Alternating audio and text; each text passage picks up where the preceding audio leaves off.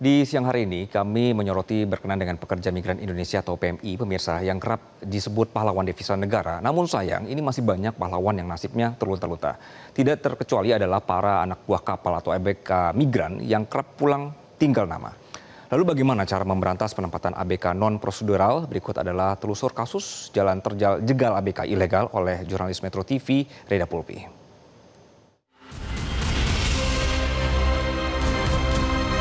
Ada inisiatif untuk mau ngebunuh saya ya di atas kapal.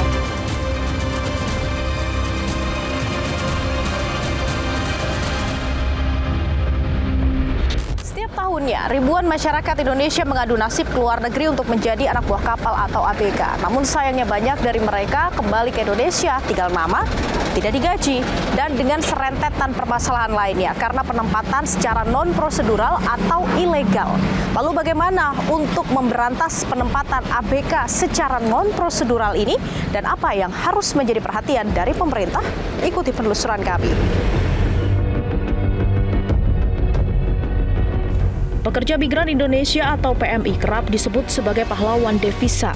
Namun sayang, masih banyak pahlawan yang nasibnya terlunta-lunta. Sebut saja 9 ABK yang terlantar di perairan Mozambik di kapal gas Falcon. Gaji mereka tak dibayarkan selama berbulan-bulan, ditambah logistik yang kian menipis. Namun kisah sengsara ABK Indonesia yang bekerja di kapal berbendera asing bukanlah cerita rakyat semata. Kami bertemu dua mantan ABK migran, Anton dan Rahmat. Keduanya sempat menjadi ABK di kapal berbendera asing pada tahun 2018. Permasalahannya serupa, gaji tak dibayarkan, sementara kehidupan mereka bak tawanan di atas kapal. Gaji yang nggak dibayar selama 7 bulan. Udah berangkat ke sana. Ke mana? Ke Korea. Naiknya dari Korea, tapi kapal Cina. Perjanjiannya kan itu 3 bulan sekali gaji masuk ke rumah. Tapi pas di laut kan nggak ada sinyal. Sandar itu pas 6 bulan sekali.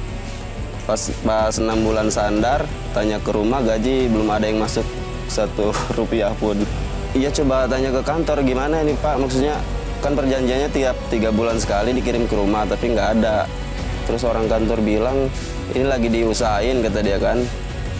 Tapi selama nunggu di sana 1 bulan itu nggak ada yang masuk ke rumah. Sementara Rahmat awalnya dijanjikan bekerja di Peru. Namun setelah perjalanan laut selama berminggu-minggu dari Singapura, ia justru sampai di perairan Somalia. Seminggu perjalanan baru mendapatkan kabar bahwa kita ke Somalia untuk operasi di Somalia. Tetapi yang kita kagetkan pas di Somalia itu kenapa ada orang-orang Somalia yang naik ke atas kapal membawa laras panjang, membawa senjata.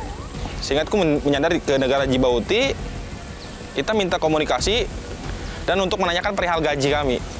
Tetapi pihak perusahaan dengan semena-menanya lagi mengindahkan bahwa gaji kamu akan dikirim nanti. Sedangkan di dalam perjanjian kerja lautnya, per 3 bulan akan ditransfer. Mendapat kabar lagi dari orang tua, nah gaji kamu itu ditransfer cuman rupiah itu 7.500.000. Per bulan? Tidak, itu bulan ke-7. Berarti sudah jalan setengah tahun ya? Iya, sedangkan per bulan itu $400. Keduanya juga menceritakan betapa mencekam bekerja sebagai ABK migran. Itu sampai sempat minum-minum air karat karena memang kurang air buat minum itu. Minumnya air AC. Jam kerja kalau di kapal itu nggak nentu, kadang nggak sesuai lah jam istirahat. Kayak saya yang kemarin aja jam istirahatnya cuma berapa jam? 4 jam. Jadi semalam itu full sampai pagi itu kerja. Terus kita dikasih istirahat 2 jam. Terus turun lagi pancing itu sampai tengah hari lah. Nah dari tengah hari sampai maghrib baru istirahat. Kita waktu saat itu sudah merasakan air minum itu air yang karat. Sehingga berjalannya waktu, kita operasi, kita masuk ke palka penampung ikan. Di situ ternyata air mineral sangat banyak, tetapi bukan untuk Indonesia, untuk kru Indonesia, itu khusus untuk kru Cina. Makan kol mentah, cabai bawang mentah, dan nasi. Sehingga bulan ketiga atau keempat kami diberikan ember untuk menampung air AC. Rahmat bahkan mendapat ancaman pembunuhan ketika meminta haknya. Pak, bulan 7 kita minta untuk kepada pihak perusahaan mengirimkan gaji kami, tetapi dengan ancaman-ancaman pihak perusahaan yang dimana mau ada inisiatif untuk mau ngebunuh saya ya di atas kapal untuk menyuruh ada salah satu kru juga, dia tangan kanan perusahaan. Nah, pas bulan 10 saya diskusi dengan pihak kapten untuk meminta pulang. Pihak kapten sudah berbicara dengan kami bahwa pihak dari China itu sudah memberikan gajinya kepada pihak PT MSI dengan bukti-bukti yang mereka kirimkan, yang mereka tunjukkan kepada kami. Nominalnya? Nominalnya relatif, karena di dalam satu kapal tersebut 2 perusahaan. Tapi sesuai dengan di kontrak awal nggak? Tidak. Lebih sedikit? Lebih sedikit. Setelah perjuangan panjang, keduanya bisa kembali ke Indonesia dengan selamat. Namun sayang, tuntutan keduanya kepada perusahaan yang mengirimkan mereka mandek.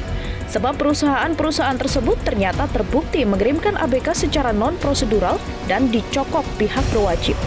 Hingga saat ini keduanya menjalani hidup dengan rasa trauma serta ketidakjelasan gaji yang seharusnya menjadi hak mereka. Sampai Indonesia saya ngelapor ke salah satu serikat PPI dulu kan. Dari situ dibantu sama dia. Cuman ya memang nggak ada, belum selesai memang sampai sekarang karena direkturnya udah keburu ditangkap lah. Karena masalah? Iya, karena masalah di PT lain juga. Oke, masalahnya berhubungan dengan ini juga? Iya. Tidak dibayar. Kalau kita lihat data pemirsa, dari tahun 2020 hingga 2022, angka awak kapal migran yang ditempatkan di luar negeri ini meningkat drastis. Namun pada 2022 hingga 2024 ternyata angkanya menurun, meskipun tidak terlalu signifikan. Nah, lalu apa yang perlu Anda persiapkan sebelum Anda mendaftar sebagai awak kapal migran? Ini adalah beberapa yang perlu Anda persiapkan. Memang sedikit lebih banyak dibandingkan dengan pekerja migran Indonesia lain yang berasal dari sektor lainnya. Kemudian kita juga lihat bagaimana cara menilai bahwa perusahaan yang menawarkan pekerjaan tersebut ini legal atau sudah terdaftar di kementerian. Nah, Anda bisa membuka website Cisco P2MI, kemudian memasukkan nama perusahaannya dan klik search. Jika keluar, berarti perusahaan tersebut sudah terdaftar di Kementerian P2MI. Nah, kami mencoba mencari di sosial media, ternyata masih banyak lowongan yang dipasarkan lewat sosial media tersebut, salah satunya Facebook. Ketika kami mencoba mencari nama perusahaannya, ternyata sebagian besar dari lowongan yang kami temukan belum terdaftar di Cisco P2MI. Jadi Anda perlu berhati-hati. Nah, berdasarkan hasil riset kami dan perbincangan kami dengan salah satu narasumber yang tidak berkenan untuk disebutkan namanya, ternyata ada setidaknya 33 perusahaan yang tidak memiliki izin lengkap, namun mereka sudah menempatkan awak kapal migran ke beberapa negara.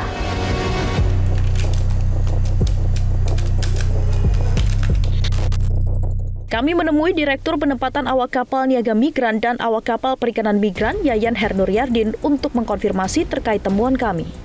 Kami mendapatkan informasi setidaknya ada sekitar 33 perusahaan manning agency yang ternyata SIP 3MI-nya mereka ini sudah terbit, tapi mereka tidak punya bukti lulus seleksi teknis. Nah, kalau dari Kementerian P2MI sendiri untuk monitoringnya seperti apa? Sebenarnya kan mungkin yang 30 itu kan ini kementerian ini baru terbentuk di akhir tahun kemarin. Ya, mungkin itu yang dimaksud di 33 itu mungkin sebelum kita menjadi kementerian gitu. Dan mungkin itu tidak di tempat kita, dan memang bukti seleksi teknis itu ketentuannya ada di PP nomor 22 tahun 2022. Yayan menjelaskan bahwa setiap perusahaan yang akan menempatkan ABK migran perlu memiliki administrasi dan izin dari Kementerian P2MI. Meski kini tengah dalam proses penataan secara prosedural. Sebenarnya kalau kita kan di kami, sistem penempatan itu sudah dari hulu sampai hilir. Dari proses pertama kali mereka mengurus SIP 3MI kan itu sudah ada persyaratan dan sudah masuk ke dalam sistem kami. Lalu mereka mengurus SIP 2MI-nya, kemudian setelah mereka mendapatkan SIP 2MI, mereka akan melakukan pengumuman di sistem yang ada di sistem di kami, kemudian ada seleksi. Setelah itu mereka ada pengurusan persyaratan yang harus dipenuhi sebagai pelaut, misalkan ada buku pelaut, ada visa, kemudian juga ada asuransi gitu. Nah, setelah itu mereka memenuhi semua, baru mereka mengajukan ada namanya orientasi pra pemberangkatan. Jadi ya monitoringnya kalau mereka benar mengikuti prosedur dan kita akan kita awasi dari awal sampai dengan akhir. Rahmat dan kawan-kawan kini memperjuangkan hak para ABK migran yang terabaikan, termasuk mendorong pemerintah agar memperketat alur penempatan ABK migran serta perusahaan yang memberangkatkan mereka. Rahmat menyebut penempatan ABK migran menjadi celah lebar untuk perdagangan orang. Itu sudah menjadi cerita lama. Salah satunya mereka tidak mendapatkan hak dan dokumen yang tidak lengkap, dan perusahaan tersebut melakukan non-prosedural. Yang salah satunya yang pernah kita temuin pemalsuan ijazah dan SKCK. Dugaan kami pemalsuan ijazah dan SKCK. Ada beberapa yang baru pulang tetapi jaminannya tidak diberikan, gaji yang seharusnya mendapatkan 100% dari sesuai dengan perjanjian kontrak, tetapi banyaknya yang mendapatkan 40% saja. Dan yang saya bilang bahwa pemerintah tidak serius untuk melakukan penanganan. Kami mendapatkan informasi mengenai sejumlah perusahaan yang diduga menempatkan ABK migran secara non-prosedural. Salah satunya ada di kawasan Jawa Barat. Bahkan perusahaan ini telah mendapatkan surat peringatan ketiga dari Dirjen Perhubungan Laut. Sayang, tak ada yang bisa kami konfirmasi terkait hal ini. Yayan menegaskan pihaknya yang dulu merupakan Badan P2MI dan kini menjadi Kementerian P2MI, kini tengah bersih-bersih agar semua penempatan ABK migran bisa melalui prosedur yang legal. Ya, saya pikir masih perlu diperbaiki karena ya kami juga menyadari ini masih transisi di kementerian kami, dan tentunya ini informasi-informasi ini, dan salah satunya dengan sekarang ini bisa menjadi informasi buat masyarakat bagaimana bisa mereka bekerja menjadi awak kapal di kapal-kapal niaga maupun awak kapal perikanan yang bekerja di kapal-kapal berbendera asing ini bisa lebih memahami bagaimana mereka bisa memilih perusahaan-perusahaan yang secara prosedural itu atau memenuhi persyaratan yang ada di kementerian kami. Kita akui regulasi kita yang harus kita perkuat, harus kita perbaiki gitu, sehingga tata kelola awak kapal migran ini akan semakin lebih baik. Kisah duka dan nestapa para ABK migran yang terlunta-lunta tanpa perlindungan yang nyata menjadi tugas bersama. Jangan sampai kasus serupa terus-terusan terjadi, tentu perlu hukuman yang tegas untuk menjadi efek jerah. Banyaknya perusahaan yang tidak melengkapi administrasi, ditambah banyak masyarakat yang belum tahu apa saja persyaratan ketika mereka akan menjadi ABK yang ditempatkan di luar negeri. Ini menjadikan TPPO atau penempatan ABK secara non-prosedural ini terus-terusan terjadi setiap tahunnya. Kalau menurut Anda bagaimana cara untuk mencegah hal ini terus-terusan terjadi? Dari Jakarta, Tim Liputan Metro TV. Jelajahi cara baru mendapatkan informasi. Download Metro TV Extend sekarang.